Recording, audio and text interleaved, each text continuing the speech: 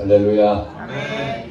오늘 주일을 맞이해서 하나님께서 참여하는 모든 성도들에게 신령한 은혜를 주실 줄로 믿습니다. 구원의 때가 가까워졌다라는 제목으로 하나님의 말씀을 전하겠습니다. 혹시 지난주에 설교 제목을 기억나시는지 모르겠습니다. 너희가 서로 짐을 지라. 기억나시죠? 서로 짐을 져줘야 되는데 우리가 살면서 자기가 감당하지 못할 짐이 반드시 있게 되어 있습니다. 어떤 사람은 그 짐이 가벼울 수도 있고 어떤 사람은 그게 무거울 수가 있습니다. 가벼운 짐은 자기 스스로 지면 되는데 무거운 짐은 옆에 있는 다른 분들이 도와줘야 되죠. 그래서 서로 짐을 져주는 것이 필요합니다. 남의 짐을 도와주려면, 져주려면은 자기 자신의 짐도 져야 되죠. 각각 자기의 짐도 지라. 이렇게 또 설명하고 있거든요. 자기 짐은 자기 몫을 잘 감당하는 것입니다. 자기 자리를 지키는 것입니다. 그 부분이 자기에게 하나님 주시는 사명인 줄 알고 그 자리를 이탈하지 아니하고 그걸 끝까지 잘 지켜나갈 때 그 짐을 자기가 지는 것이고 그 짐을 지고 있을 때 다른 사람의 무거운 짐도 거들어 줄 수가 있습니다. 그런데 그 자기 자리의 짐을 져야 되는데 그 짐을 지지 못하고 그 몫을 감당하지 못하고 그 자리를 이탈할 경우가 있습니다. 이탈하는 것을 우리 열차가 선로를 가다가 이탈하는 것을 탈선이라고 그러지 않습니까? 그렇게 비유한 것처럼 우리가 인생을 살면서 올바른 길로 이 선로로 쭉 가야 되는데 바른 길로 가야 되는데 정직한 길로 가야 되는데 하나님의 길로 가야 되는데 여기서 이탈해버리면 탈선하게 됩니다. 탈선하는 사람들이 얼마나 많은지 모릅니다. 또 다른 말로 타락이라는 말도 들어봐. 타락. 올바른 길로 가야 되는데 나쁜 길로 빠져버려서 남떨어지처럼 떨어지는 거죠. 타락하는 것입니다. 탈선이나 타락 이 부분이 우리에게는 치명적인 그런 영향을 끼치게 됩니다. 지금 현대 사회는 문화가 상당히 빠른 시간에 이렇게 변화가 일어나고 기술의 발전으로 인해 가지고 우리 감당하지 못할 만큼 속도가 굉장히 빠르게 진행되고 있습니다. 그런데 지금 시대를 물질 만능주의라고 그럽니다. 물질 만능주의. 돈을 최고로 지금 가치를 여기고 있습니다. 그리고 개인주의에 지금 팽배되었습니다. 공동체적인 그런 의식은 희미해지고 자기 혼자 오직 자기만 생각하는 그런 시대에 살고 있습니다. 이 사회가 지금 그렇게 가고 있죠. 우리 일본 사람들에게는 이런 얘기를 합니다. 성 문화가 아주 발달되고 성적인 부분에서는 일본을 따라갈 수가 없다. 심지어는 우리나라의 그 섹스 관광이라고 그런 얘기 들었죠. 그 정도로 일본 문화가 성적으로 개방되어 있는 사회라고 그렇게 일컬어졌습니다. 그런데 그 일본만 그런 줄 알았는데 우리나라도 이 성적인 개방이 지금은 굉장히 만연되어 있고 중국 사람 하면은 돈에 대해서 돈에 미친 사람, 장사꾼처럼 돈을 쫓아다니는 그런 인식으로 중국 사람을 평가할 수 있지만은 우리나라도 이제는 돈에 쫓아가는 사람이 너무나 많이 생겼습니다. 그래서 이런 사회적으로 우리에게 미치는 영향들이 너무 많은데 성경에 보니까 이제 마지막을 향해서 우리는 가고 있다는 것을 계속해서 경고하고 있습니다. 갈수록 좋아지는 세상이 아닙니다. 여러분 우리가 착각하면 안 됩니다. 나라가 더 좋아지고 또 우리가 지금 살고 있는 이 세상이 더 장밋빛 같고 유토피아와 같이 파라다이스 같은 그런 생각하는 것은 그건 그야말로 허상입니다. 갈수록 사회는 더 무질서해지고 기술은 더 발달해서 더 살기 좋은 어떤 세상으로 갈지는 모르지만 그러나 우리의 정신적으로나 영적으로 육체적으로 사실은 굉장히 어두워지고 죄가 만연하는 그런 사회로 계속하고 있습니다. 그럴 때에 우리 믿는 사람들은 어떻게 이 마지막을 향해 가는 이 시대에 우리는 어떤 자세로 살아야 될 것인가 하는 것이 굉장히 지금 더 중요해졌습니다. 그냥 편안하게 두 발 뻗고 아무 생각 없이 살다가는 그냥 다 잡혀먹습니다. 악한 영들이 이미 예수를 믿지 않는 이 사회는 악한 영에 다 지금 점령에 가당했습니다. 모든 영역에서 악한 영이 역사하지 않는 곳이 없습니다. 교회까지도 악한 영들이 역사하고 있습니다. 그러니 우린 정신 바짝 차려야 되죠. 오늘 로마 교회의 사도 바울이 이렇게 얘기합니다. 11절에 보니까 또한 너희가 시비를 알거니와 자다가 깰 때가 벌써 되었으니 이는 이제 우리의 구원이 처음 믿을 때보다 가까웠습니다. 점점 때가 더 악해져 가고 있는데 이 악해져 가고 있는 이 부분이 이제는 자다가 깰 때가 됐다는 말이 무슨 말인가? 밤이 깊었다는 거죠. 밤이 깊게 되면 새벽이 옵니다. 새벽에 사람들이 아침이 되면 일어나야 되니까 이 어둠의 부분들이 이제는 깊을 대로 깊어져서 이제 깰 때가 되었다는 거예요. 그러면서 이제 우리의 구원이 처음 믿을 때보다 가까웠습니다. 우리가 예수 그리스도를 나의 주인으로 나의 왕으로 영접했을 때에 그때 구원의 시작은 됩니다. 구원은 그때부터 시작이 됩니다. 그러나 구원은 그때부터 시작이 되지만은 우리가 하나님 앞에 갈 때까지 이제 구원은 점점 우리는 완성돼 가야 되는 거죠. 완성돼 가는 과정에서 우리의 구원이 처음 믿을 때보다 가까웠습니다. 점점 그 믿음이 이제 더 성숙해져 가는 거죠. 점점 자라가면서 그리스도의 분량에까지 이렇게 자라가는 것이죠. 그리고 주님과 함께하는 영원한 나라를 우리가 사모하는 그런 마음으로 우리 그리스도인들은 살아야 될 줄로 믿습니다. 우리의 구원이 처음 믿을 때는 연약할 거 아닙니까?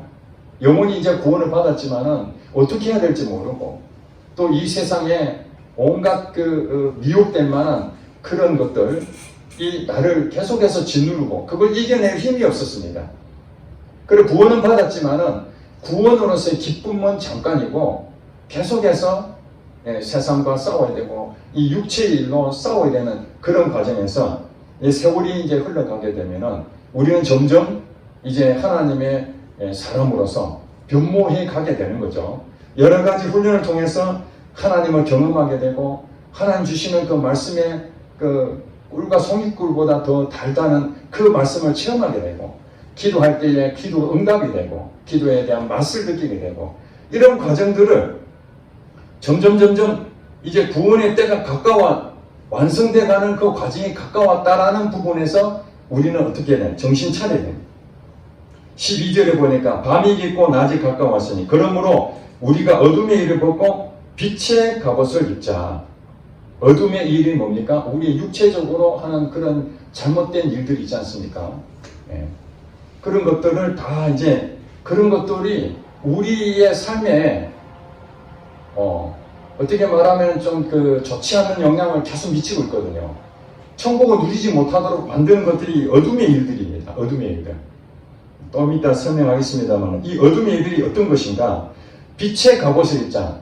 예수 그리스도가 빛이라고 그렇게 말씀하십니다. 우리는 예수님을 통해서 구원받은 자는 우린 또 빛의 자녀가 됐습니다. 그러므로 빛의 갑옷을 입자. 갑옷이 알죠? 전쟁할 때 입는 옷이 갑옷입니다. 그냥 우리가 평상복 입는 것은 이 옷은 그냥 일상에 필요한 것이거든요. 이 갑옷이라는 것은 뭔가 대상이 있는 것입니다.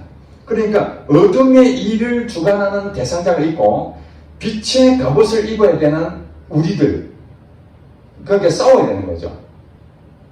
어둠의 일을 하는 이 불신자들의 세계 속에서 우리가 거기에 몸담고 있는데 그들과 똑같이 어둠의 일을 같이 해버리게 되면은 이건 그리스도인의 정체성이 없어지는 거예요. 갑옷을 벗어버리고 지금 살고는 똑같은 겁니다. 그러면 반드시 불신자들이 하고 있는 그 사고 방식대로 그 삶의 방식대로 우리 예수 믿는 사람들도 빛의 갑옷을 입지 않으면 그들과 똑같이 미혹을 당하고 육체의 일로 빠지게 돼 있다는 것입니다. 그러니 사도 바울은 빛의 갑옷을 입자라는 말은 무엇입니까? 내가 행동을 해야 되는 겁니다. 빛의 갑옷을 하나님께 주시지만 그것을 우리가 입어야 됩니다. 우리 의지로 입어야 됩니다. 그리고 13절에 보니까 낮에와 같이 단정히 행하고 방탕하거나 술 취하지 말며 음란하거나 호색하지 말며 다투거나 시기하지 말고 14절에 보면 오직 주 예수 그리스도로 옷 입고 정욕을 위하여 육신의 일을 도모하지 말라. 자, 14절에 육신의 일을 도모하지 말라라는 부분이 어디에 나왔냐면 13절에 나옵니다. 어둠의 일이나 육신의 일이나 같은 의미라고 보면 됩니다. 어둠의 일. 악한 영이 역사하는 그런 잘못된 행동들이죠. 그 다음에 육신의 일. 그는 우리 육신적인 그런 어떤 쾌락이나 이런 것들을 말하는 거죠. 그게 앞에 13절에 뭐라고 하냐. 방탕하거나 술 취하거나 음란하거나 호색하거나 다투거나 시기하는 이 내용이 바로 이 육신의 일이라는 거예요. 이 내용의 갈라디아서를 보면은 5장에 육체의 일은 현재 아니 곧 음란과 더러운 것과 호색과 하고 점점점 여러 가지를 육체의 일에 대해 쭉 설명했습니다. 거기에 제일 먼저 나온 게 음행과 더러운 것과 호색과 이게 한 세트죠. 가늠하는 것이죠. 결국에는 이 마지막 때에 우리가 자다가 깰 때가 되었다라는 부분에서 믿음이 점점 성장해서 우리는 구원의 날, 이 세상 끝나는 날, 그때 이제 완전한 안식을 취하겠죠. 주님과 함께하는 영원한 안식을 취하는데 그때까지 우리는 어떻게 해야 됩니까? 정신 차려야 됩니다. 베드로전서 4장 7절에 보니까 만물의 마지막이 가까웠으니 너희는 정신을 차리고 근신하여 기도하라. 아멘. 만물의 마지막에 가까웠으니 정신 차리고. 여러분, 만물이 마지막이란 말이 무슨 말입니까? 이제 끝이 다 왔다는 겁니다. 그래서 시작도 중요하지만 이 끝을 어떻게 잘 마무리해야 되느냐. 우리가 그 건물을 지어놨는데 시작을 했습니다. 설계를 만들고 그걸 시공을 했는데 그래서 이제 착공식까지 다 이제 했는데 마지막 기공식을 해야 되잖아요. 중공식을 해야 되잖아요. 그렇게 해야 되는데 하다가 그냥 중단해 버립니다. 구미도 그런 그 건물 빌딩이 몇 군데 있었습니다. 흉물스럽게 처음에는 좋은 짓에서 빌딩을 정말 멋지게 짓다가 이제 뭐 돈을 안 주니까 업자들도 더 이상 못하니까 공사 중단해 버렸죠.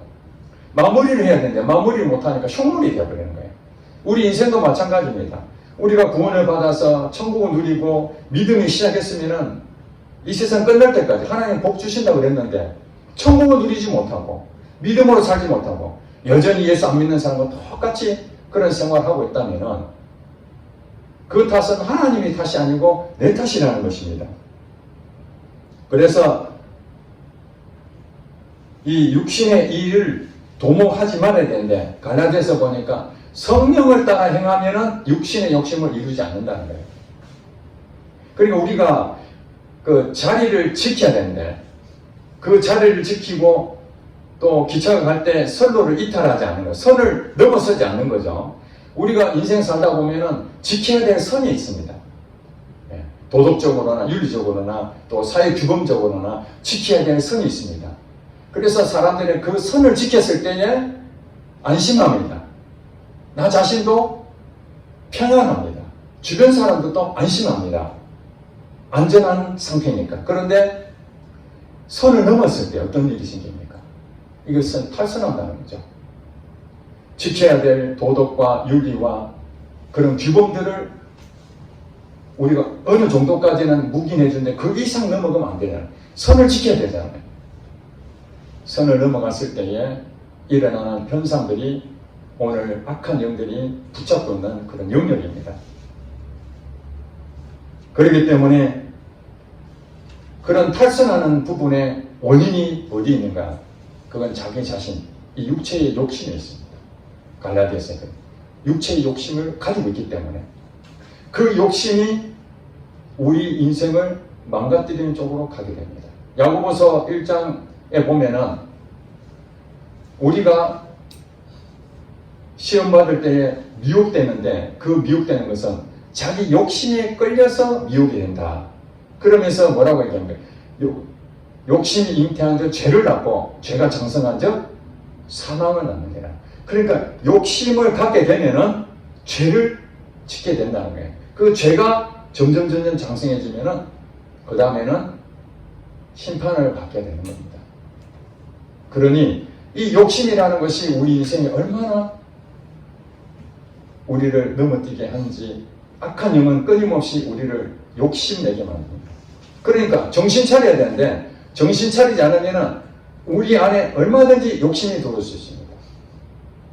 뭐 많은 욕심이 있을 수 있지만 크게 제가 볼 때는 세 가지 욕심을 말할 수 있습니다. 한 가지는 오늘 이게 보니까 음란하거나 고색하지 말며 이 성적인 쾌락을 추구하는 게 성적인 쾌락. 일본의 성개방이 돼가지고 이제는 성적으로 물란해져도 사회에서는 아무렇지 않게 생각합니다. 우리나라도 언젠지 제가 기억은 안 납니다만 법적으로 불륜을 저지르면 죄로 여겨져. 무슨 죄죠? 간통죄죠. 간통죄. 그래서 그 간통죄 때문에 불륜을 저지를 수가 없습니다. 그 법을 어기게 되면 감옥에 들어가야 되겠다. 그래서 이 사회적으로 가정을 지키는 어떤 여러 가지 부분에서 우리 성격적으로 뭐 헤어질 수도 있지만은 가장 큰 원인이 바로 이 불륜이거든요. 그것이 바로 간통죄로 인해서 그것을 막았는데 어느 날부터 이제 개인적인 자기 자유권이다. 그걸 침해해서는 안 된다. 국가가 침해해서는 안 된다. 해서 간통죄를 폐지하고 난 뒤부터는 이제는 버젓이 간통을 범해도 음란한 행위를 하더라도 부정한 짓을 하더라도 개의치 않는 그런 세상이 되어버렸습니다. 그러면 우리 교회는 자유로울 수 있을까요? 참 부끄러운 일입니다만은 우리 목회자들 가운데서도 정말 훌륭하시고 정말 교회를 반듯하게 잘 이렇게 섬겼던 어느 목사님이 언론을 통해 가지고 순간에 마음에 욕심이 들어가서 부적절한 관계를 맺음으로 성적인 문제로 그게 탄로가 나가지고 목회를 그만두고 사임하는 경우가 사실 없어야 되는데 그런 이들이 버젓이 나타나고 있습니다.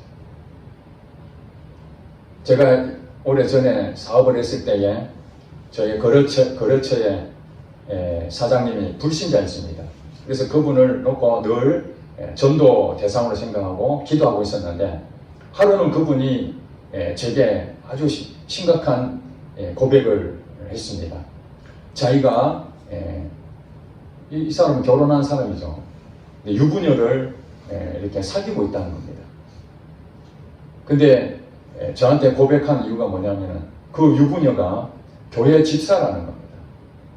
그래서 그 유부녀하고 사귀고 있는데 나를 생각하니까 교회를 다니는데 그 교회 다니는 사람을 자기가 어찌 할 수 없을 것 같아서 어떻게 하면 좋겠는가 그걸 저한테 상의를 하는 것입니다. 제 생각이라서.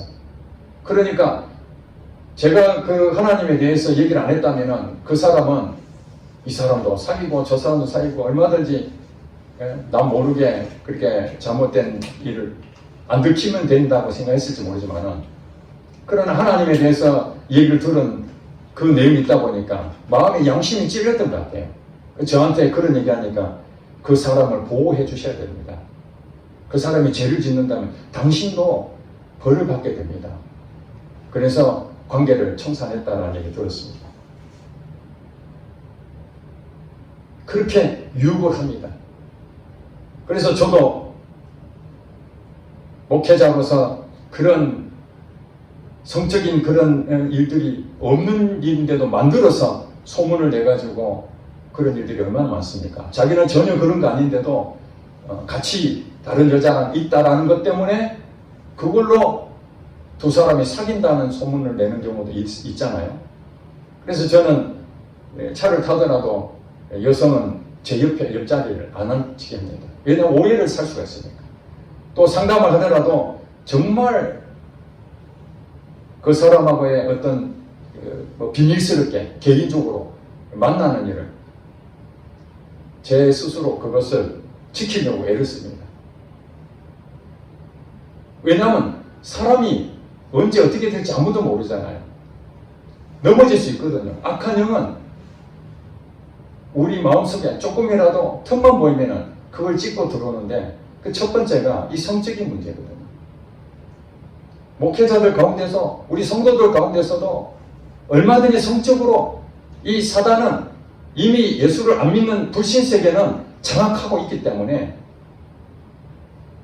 그 성적인 문제를 통해 가지고 가정을 깨뜨리고 교회를 깨뜨리고 그래서 본인 자신이 파멸하게 만드는 겁니다. 우리는 안심하면 안 됩니다. 우리의 지금 만나고 있는 사람들 또 어떤 상황이 벌어질 때 그때에 나는 절대 그런 일이 없을 것이다. 그렇게 자신할 수가 없습니다. 여러분 다윗이 어떤 사람입니까? 이스라엘의 정말 존경받는 왕 아닙니까? 그런 다윗조차도 하나님의 마음이 합했던 이 다윗조차도 자기 부하의 아내를 보고 음욕이 생겨서 가늠하지 않습니까? 처녀도 아니고 나무 아내를 유부녀를 부적절한 관계를 통해 가지고 아무도 본 사람이 없다 생각하니까 자기는 저질렀을지 모릅니다. 그걸 인해 가지고 자기 남편을 어떻게든지 안 들키게 하려고 온갖 방법을 했는데 그게 안 되니까 결국에는 그 남편까지 죽여버리지 않습니까? 그 일로 인해 가지고 하나님께서는 하늘에 계시는 것처럼 보이지만 오늘 우리가 살고 있는 이 현장에서 이 예배 가운데 여러분 일터에 여러분 가정에 이 교회에 여러분이 가는 어느 곳이든 간에 피할 곳이 없습니다. 하나님 앞에서는 눈동자처럼 모든 것이 다 스캔 뜨듯이 다 보고 계십니다. 당장에 어떤 일이 일어나지 않으니까 아무 문제 없을 것처럼 보이지만은 하나님께서는 가만히 있는 다윗에게 나단 선지자를 보내서 그 죄를 조목조목 말씀하잖아요. 아, 하나님이 다 보고 계셨구나.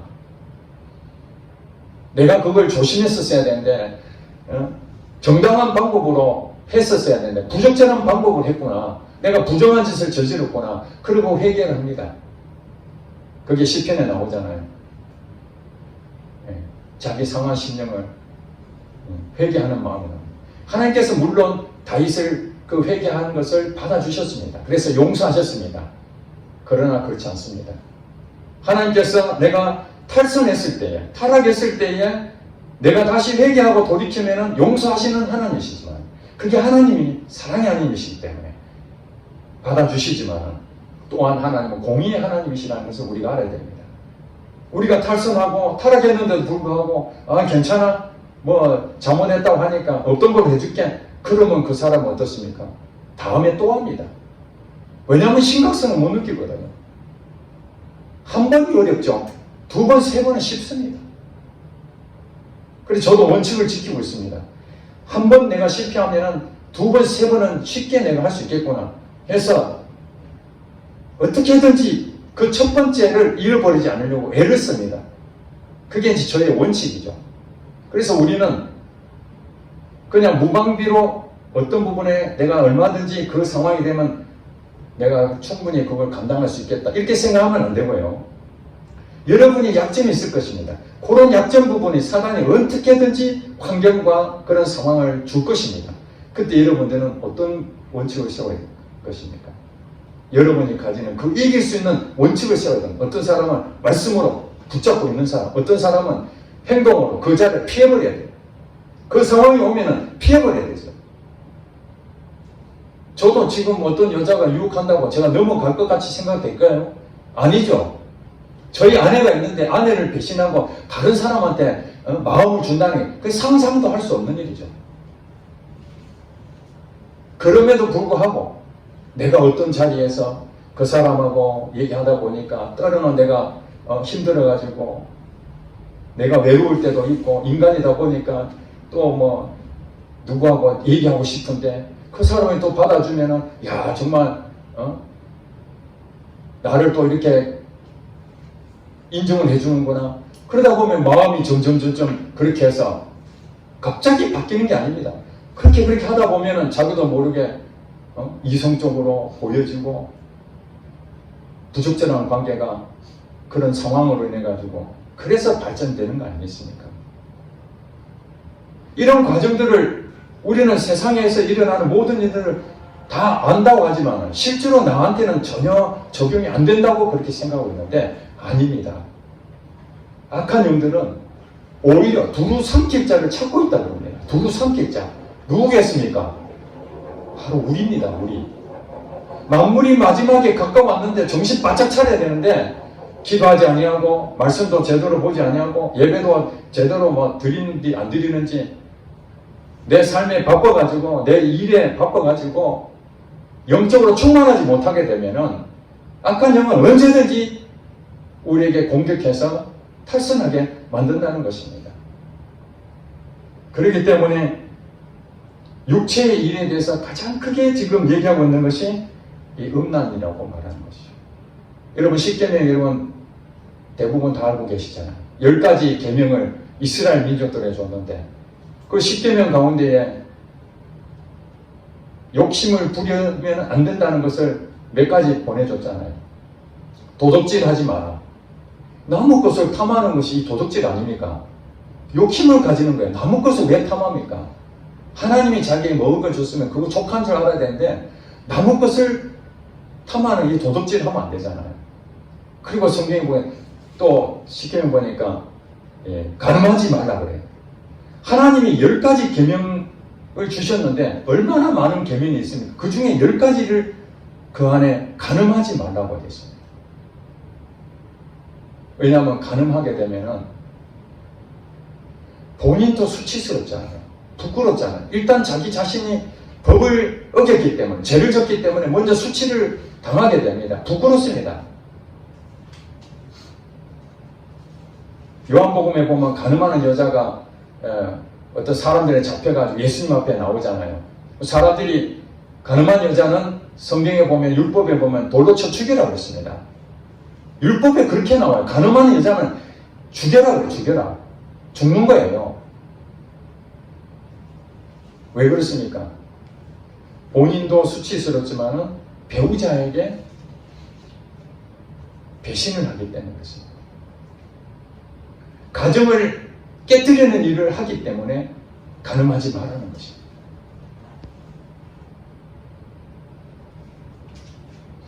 그리고 십계명 마지막에 보면 내 이웃의 집을 탐하지 마라. 그 이웃의 집 안에 아내와 그 다음에 종과 나귀와 이런 가축들 다 포함되어 있거든요. 남의 것을 탐하는 이 욕심이잖아요.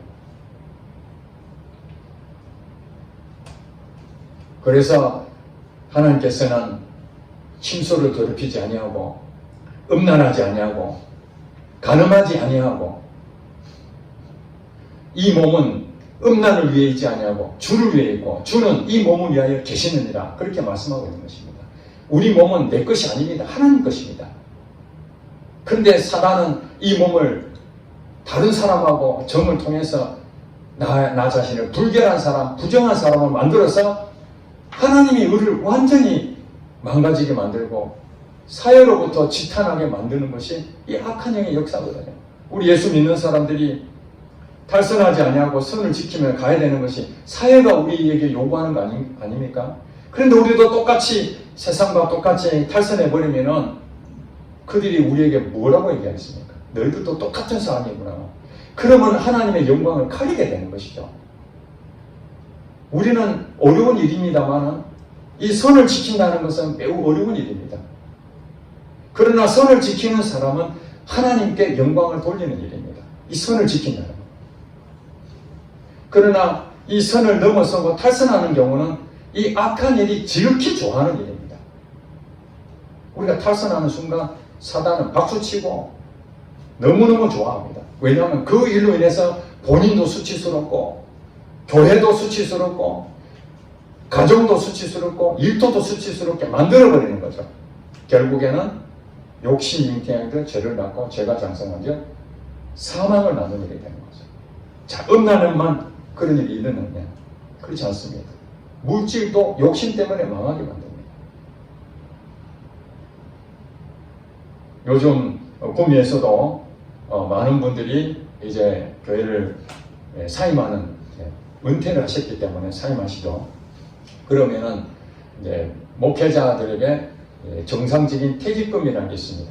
우리 일터 퇴직하시면 다 퇴직금이 다 주잖아요. 퇴직금 정산하지만은 또 그 목사님이 교회에 많은 헌신을 하신 것에 공로를 인정해서 이 전별금이라는 것을 감사의 마음으로 이렇게 드리곤 했었습니다.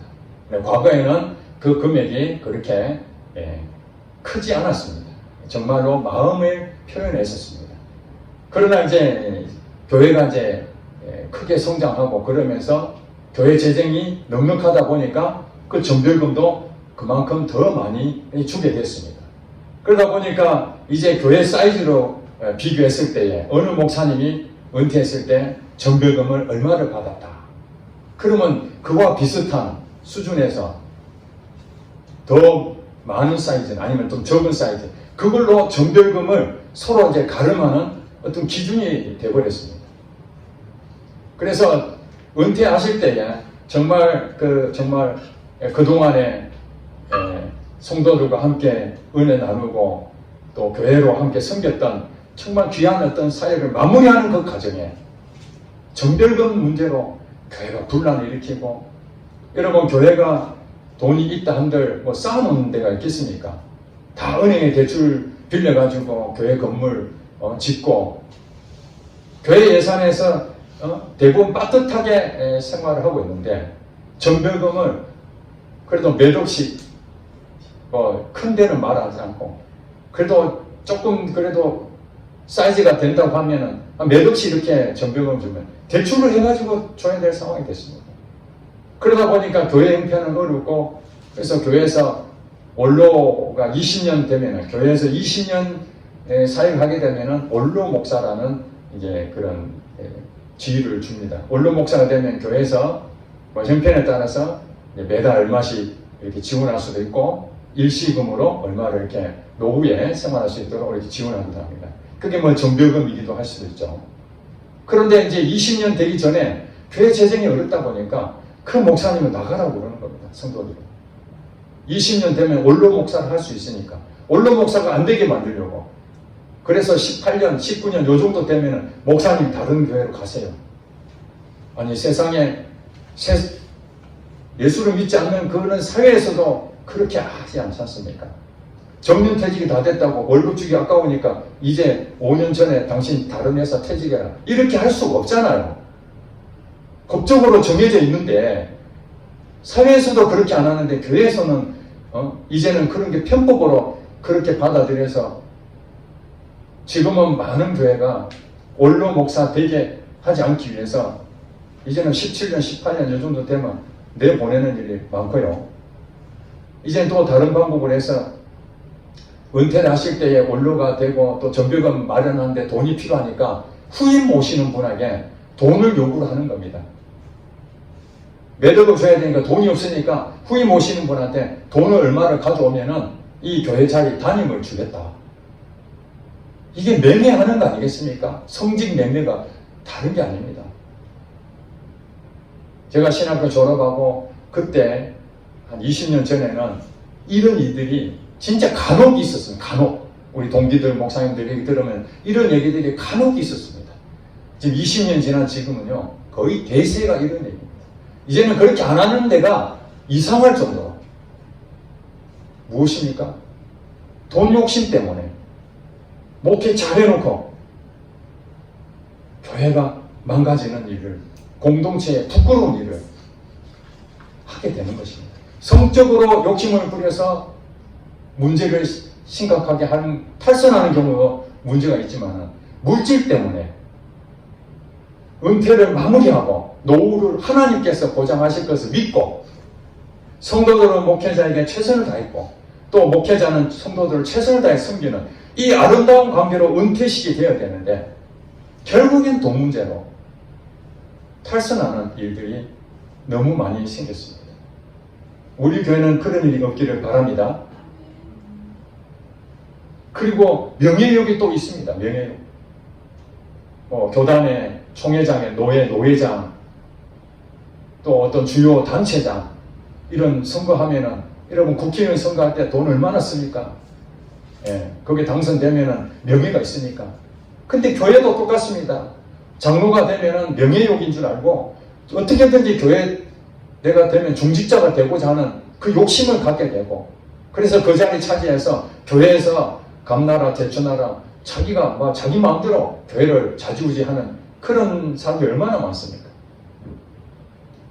그 장을 하기 위해서 사람들의 부정한 방법으로 돈을 쓰고 당선되기 위해서 상대방을 또 고소고발하고 없는 걸 의미하고, 이게 세상의 것들은 그렇게 한다지만 교회 안에서도 이런 일들이 벌어지고 있는 것입니다. 갈라디아서 3장에 보니까 너희가 성령으로 시작하였다가 육체로 마치겠느냐.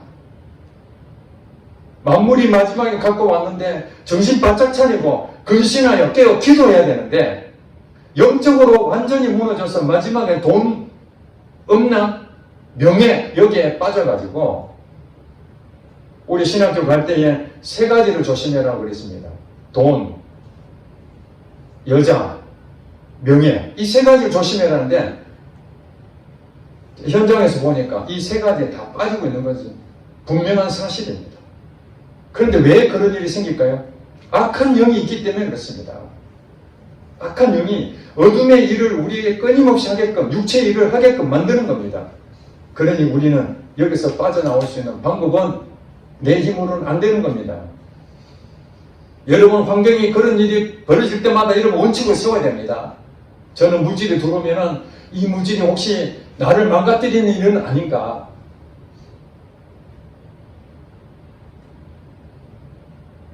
예전에 교회 시작할 때 제가 사례비도 받지 않고, 그런데 그 장로님이 명절 떡값을 해가지고 10만 원을 줬습니다. 휴가비 10만 원 줬습니다. 그걸 처음에는 안 받으려고 그랬는데 자꾸 받아라 그래서 받았습니다. 근데 저는 몰랐는데 나중에 당연히 주니까 당연히 10만 원 내한테 주는 줄 알았습니다. 그때 제가 깜짝 놀랐습니다. 10만 원 돈은 얼마 안 되지만 이게 만약에 100만 원이고 1000만 원이었으면 예산에 없는 건데 이제 제 마음속에 그게 당연히 주는 것으로 예산으로 내가 잡아 있는 것을 알게 됐습니다. 바늘도둑이 소도둑 되는 게 문제가 아니구나. 나도 큰 교회에서 돈 많이 받고 뭐 이런 것들이 저러면 되겠나 하지만은 나도 그 자리에 안 있어서 그렇지, 만약에 큰 교회 사이즈 돼가지고 목사님 생신이다 그래가지고 기관에서 얼마를 보태고 또 여기 주고 막 이러지 하면은 그 돈이 얼마겠습니까? 큰 교회는 엄청나게 많이 받지 않겠습니까? 그걸 저는 전부 다 그런 짓 하면 안 된다 하는데, 그 10만 원 그것이 돈 얼마 안 되는 거지만 이것이 내 자신의 앞으로 소도둑 되겠구나 하는 생각이 들어서 그리부터 내가 장로님한테 이거 주지 마세요 그랬습니다. 그래도 장로님이 이거 목사님한테 드려야 되는데 교회는 할 일을 해야 되죠. 그렇게 했습니다. 이거 이제 다 교회가 다 그렇게 하니까. 그래서 제 마음에 원칙을 세웠습니다. 이것이 내게 욕심을 가지지 않기 위해서 어떻게 해야 될까? 이것은 나를 위해 쓰지 않고 다 흘려보내야 되겠다. 그래서 교회 행사하면은 그 10만 원 받은 걸 전부 다 교회 행사비로 찬조를 다 했습니다. 그러니까 그 돈이 내 돈이 아니더라고요. 그리고부터는 제가 있든 없든지 어떤 상황을 통해서 돈이 들어오면은 이 돈을 하나님 앞에 물어봅니다. 나는 이 돈이 내가 써야 될 돈입니까? 아니면 이 돈을 통해서 흘려보내야 됩니까? 하나님이 제 마음에 흘려보내라면 흘려보내는 거. 이 돈을 쓰라면 내가 써야 되는 것이고, 그것을 저는 항상 두 가지로 구분하고 있습니다. 물질에 나도 언제든지 욕심을 가지고 넘어질 수 있는 약한 존재이기 때문에, 앞서 말씀드린 것처럼 나도 언제든지 성적으로 무너질 수 있기 때문에, 그러면 나도 부끄러움 당하면 이 교회가 어떻게 되겠습니까? 제가 그런 일에 관여가 됐다면 그 소식 들으면 여러분 충격 안 받겠습니까? 그동안 14년 동안 저를 통해서 은혜 받았는데, 목사님이 가서 성적으로 문제가 터진 것이 사실에 드러나면 이거 보통 일입니까? 그 목회자 개인적인 문제뿐만 아니라 교회가 다 망가지는 일이 되는 겁니다. 그러니 영적으로 충만해져야 했어요. 갈라디아서 5장에 보면 성령을 따라 행하라. 그래야만 육체의 일을 제어한다. 그래서 저는 성령을 따라 행하려고 몸부림을 치는 겁니다. 기도하는 것입니다. 명예요. 그것도 좀 어쩔 수 없이 내가 필요할 때 하지만 가능하면 그것을 안 하려고, 참여 안 하고, 하더라도 뒤에서 도와주고, 물론 주변 사람들은 아이고 목사님 하셔야 됩니다. 그렇게 해서 떠밀려 할 수도 있지만 어떻게든지 감투의 마음을 뺏기지 않으려고, 이런 원칙이 하나님 앞에 내가 세워지고 또 그런 현상이 벌어질 일이 없다고 생각하면 안 되는 것입니다. 목회자도 넘어지는, 우리 성도들도 함께 넘어지는 것입니다. 여러분이 개인적으로 어떤 탈선하고 타락한 길로 가게 되면 여러분 혼자가 창피당하고 수치스러움 당하고 끝나는 것이 아니라 여러분 때문에 여러분 가정이 부끄러움 당하고 교회가 부끄러움 당하고 한국 교회가 부끄러움을 당한다는 걸 아셔야 됩니다. 지금 우리가 정신 놓고 있을 때가 아닙니다.